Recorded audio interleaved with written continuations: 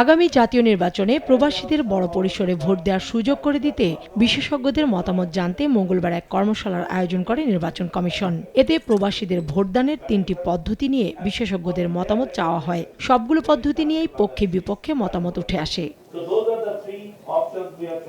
বুধবার নির্বাচন ভবনে মঙ্গলবারের কর্মশালা নিয়ে সংবাদ সম্মেলন করেন নির্বাচন কমিশনার আবুল ফজল মোহাম্মদ সানাউল্লাহ। কর্মশালায় উঠে আসা পরামর্শ ও এ সংক্রান্ত কমিটি গঠনের কথা জানান তিনি। যে পদ্ধতি আমরা অনুসরণ করি না কেন, প্রবাসী ভোটারদের জন্য একটা রেজিস্ট্রেশনের ব্যবস্থা রাখতে হবে। আমাদের পদ্ধতি হতে হবে একটা মিক্সড পদ্ধতি। বর্তমানে প্রবাসী বাংলাদেশিদের ভোট দেওয়ার একটা মাত্র পদ্ধতি আছে, যেটি পোস্টাল ব্যালট। এছাড়া অন্যান্য 2-3টি পদ্ধতি আছে, তার মধ্যে অন্যতম হচ্ছে অনলাইন ভোটিং এবং প্রক্সি ভোটিং। একটি অ্যাডভাইজারি টিম গঠন করব, তাদের কাছ থেকে প্রাপ্ত এই উপাত্ত নিয়ে আমরা এই পদ্ধতিগুলোকে বিভিন্ন স্টেক হোল্ডারদের কাছে প্রেজেন্ট করব।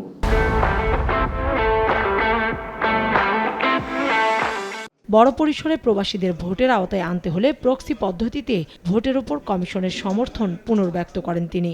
ইলেকশন কমিশনের জন্য যদি বৃহৎ আকারে আমরা ভোটারদেরকে সম্পৃক্ত করতে চাই, প্রক্সি ভোট হচ্ছে আমাদের হাতে একমাত্র অপশন। এটার বাইরে আমাদের অপশন লিমিটেড, কারণ বাকি সকল অপশনের জন্য যে পরিমাণ ট্রায়াল যেতে হবে তাতে একটা হোলসাম ডেপ্লয়মেন্ট সম্ভব না, এবং আমাদের অবস্থান এখনো ইলেকশন কমিশনের পক্ষ থেকে অপরিবর্তিত।